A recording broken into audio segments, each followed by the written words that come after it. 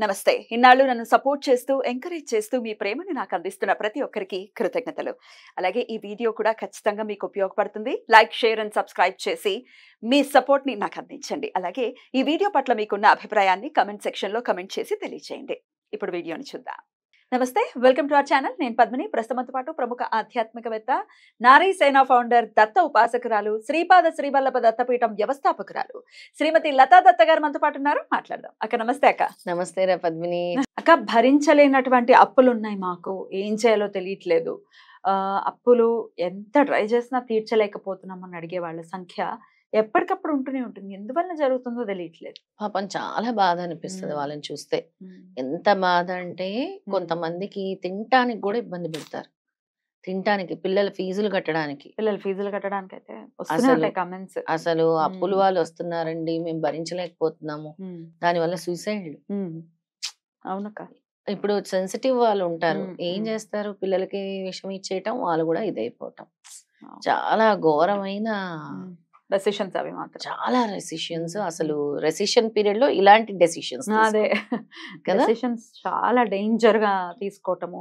అసలు చావు ఒకటే సొల్యూషన్ అనుకుంటే ఎవరు బ్రతకరు అసలు కదా. సమస్య లేనివాడంటే ఎవడు ఉండడు. ఖచ్చితంగా సమస్య. భగవంతుడు చెప్తాడు, సమస్య అనేది కర్మ. నువ్వు అనుభవిస్తున్న ఏదైతే సమస్య ఉంటుందో అది కర్మ. ఆ కర్మని తట్టుకునే శక్తి అని భగవంతుడిని ప్రార్థించారు. అసలు అందరికీ చెప్తాను నేను, మీకు ఈ సమస్యలు వచ్చినప్పుడు భగవంతుడిని శరణు వేయండి. ఎలా పోతుందమ్మా ఈ కర్మ అంటారు. సద్గురు సేవ వల్ల పోతుంది అంటాను నేను. సద్గురు సేవ అంటే ఏంటమ్మా అంటారు. సద్గురుకి ఏం కావాలి? ఆయన దగ్గర శుభ్రం చేయటము, ఆయన మెడలో దండలు వేయటము, ఆయన తుడవటము, కాళ్ళ దగ్గర తుడవటము, అవి ఇలాంటివి సద్గురు సేవ. ఏం చేస్తారు? ఇలాంటివి చేయగలం కదా, ఖర్చు లేనివి. అక్కడ అన్నదానం అవుతూ ఉంటుంది.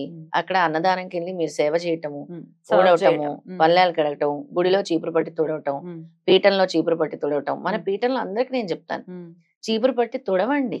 స్వామి వాళ్ళనే చూస్తాడు. వేరే వచ్చి హారతలు ఇచ్చి వెళ్ళే వాళ్ళని చూడు స్వామి. ఎవరు నన్ను శుభ్రంగా ఉంచుతున్నారు, ఎవరు నా మొక్కల్ని చక్కగా ఉంచుతున్నారు, ఎవరు నా పరిసరాల్ని అంతా శుభ్రం చేస్తారని స్వామి చూస్తారు.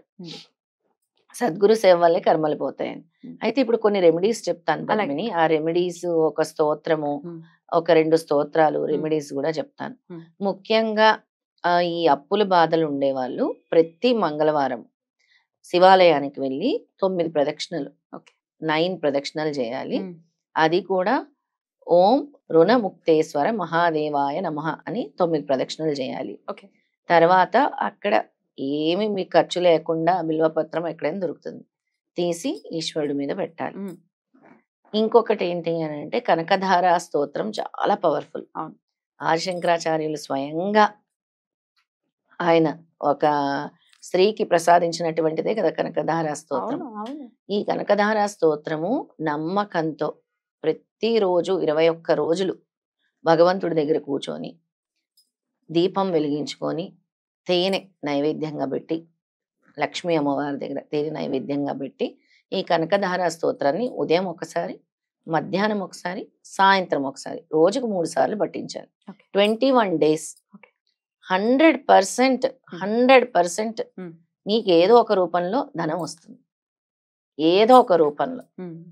ఈ అప్పుల బాధ నుంచి ముందు నువ్వు బయటపడాలంటే ఏదో ఒక రూపంలో స్వామి నిన్ను అనుగ్రహిస్తాడు. తర్వాత నీ కర్మ ఎక్కువ ఉందనుకో, గోవుకి నానపెట్టిన కందిపప్పు, బెల్లము మంగళవారాల రోజే తినిపించాలి. నానపెట్టిన కందిపప్పు, బెల్లం ఒక 5 మంగళవారాలు వెళ్ళి గోవు దగ్గరికి వెళ్ళి ఈ విధంగా చేయాలి.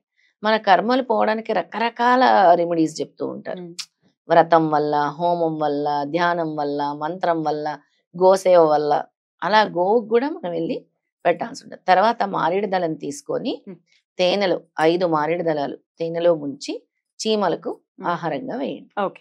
ఏదైనా వృక్షాల దగ్గర పెట్టేస్తే చక్కగా తులసికోట దగ్గర పెట్టేయండి. తులసికోట ఇంకెక్కడో అవసరం లేదు. మీ ఇంటి బయట తులసికోట ఉంటుంది కదా, చక్కగా నల్ల చీమలు వచ్చి తింటే, ఎప్పుడైతే నల్ల చీమలు వచ్చి తింటాయో మనకి లక్ష్మీదేవి వచ్చినట్టే. అవును, నల్ల చీమలు చాలా ఆస్పిషియస్ అన్నట్టు. చాలా చాలా ఆస్పిషియస్. ఈ విధంగా చేయాలి పద్మిని. తొందరగా బయటపడడానికి చెప్తున్నాను. అతి శీఘ్రంగా మాకు 1 నెల లోపలే అనుకున్న వాళ్ళకి ఈ కనకధార స్తోత్రం పట్టుకోవటం వల్ల చక్కటి ఆస్పిషియస్నెస్ వస్తుంది. అంటే సుఖం, సంతోషం, అలాగే వెల్త్ వస్తుంది, ప్రాస్పరిటీ వస్తుంది, ధనం నడుచుకుంటూ వస్తుంది. రైట్ అలా అసలు కనకధార స్తోత్రం వింటుంటే కూడా చాలా ప్లెజెంట్ ఫీలింగ్ ఉంటుంది. చాలా అంగం హరే హే అని మొదలయ్యేటటువంటి ఆ స్తోత్రం. అందులో ఎంఎస్ సుబ్బలక్ష్మి గారు నిజంగా మహాతల్లి, నిజంగా భారతరత్న అంటే భారతరత్నే. అవును. ఒకవేళ రాకపోతే మీరు చదవటం ఫస్ట్ శ్రవణం చేయండి. అవును, శ్రవణం ఇంట్లో పెట్టుకోండి. ఉదయం, మధ్యాహ్నం, సాయంత్రం. దాని వల్ల కూడా అంతటి ఫలితమే. ఏదైనా మనం ఇప్పుడు సత్యనారాయణ స్వామి వ్రతానికి వెళ్తాము, అవును, వెళ్ళిన వాళ్ళకి కూడా కథలు వింటే కూడా అదే ఫలితం కదా. అలా మీరు చేయలేకపోతే, అంటే నేను చదవలేను ఇప్పుడు నేను ఉండే పరిస్థితుల్లో, అసలు నాకు మైండే పనిచేయట్లేదు అని కూడా ఉంటారు ఈ అప్పుల బాధల్లో. వాళ్ళకి ఇది ఒక సొల్యూషన్.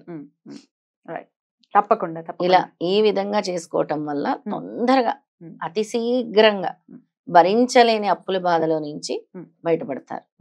అయితే కనకధార స్తోత్రం ఎన్నిసార్లు చదవాలక్క? కనకధార స్తోత్రం 3 సార్లు చదవాలి పద్మిని. ఉదయం, అలాగా, మధ్యాహ్నం, సాయంత్రం 21 days ఇలా చదవాలి.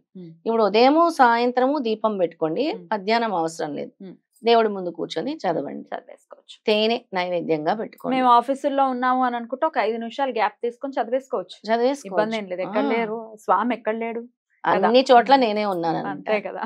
ఇంకోటి కూడా పద్మిని, ఇప్పుడు ఇలాంటి భరించలేని అప్పులు ఉన్నప్పుడు కూడా రోజు ఒక 41 days మండల దీక్ష అని పెట్టుకొని, ప్రదోష కాలంలో ఆఫీసుల నుంచి వచ్చిన తర్వాత సాయంత్రం, ఒకవేళ ఇది చేయలేకపోతే ఇంకో రెమెడీ చెప్తున్నాను.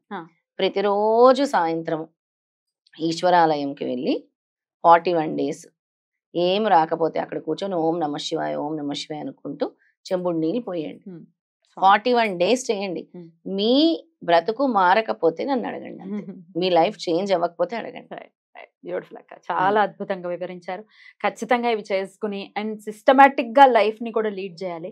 డబ్బులు ఉన్నాయి కదా, లేకపోతే వచ్చేస్తున్నాయి కదా అని ఈఎంఐలు పెట్టేసుకుని తర్వాత ఇబ్బంది పడిపోయి ప్లాన్డ్ గా లేకుండా. అదే తెలియదు, లక్ష్మీదేవిని పట్టుకోవాలి. నీ దగ్గర 10,000 ఉన్నాయి అనుకో, నీ దగ్గర 10,000 ఉన్నాయి, 1,000 రూపాయలు నీవు కాదనుకో, ఆ 10,000లోనే 1,000 నీకు రాలేదనుకో, అలా ఉంటేనే లక్ష్మీదేవి వస్తుంది, స్థిరలక్ష్మి వస్తుంది.